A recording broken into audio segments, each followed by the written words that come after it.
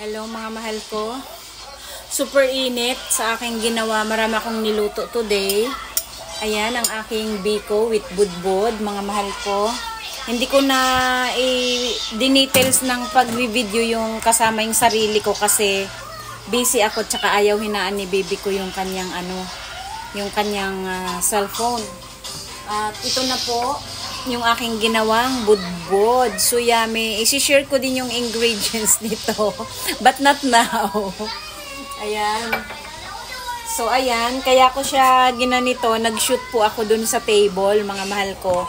And then, that's the finished product. Oh, with konting tutong. So alam nyo naman, mahilig ako sa tutong. Whew. Grabe. At ito, ay sorry, ang aking pinasingawang bunlis na bangus.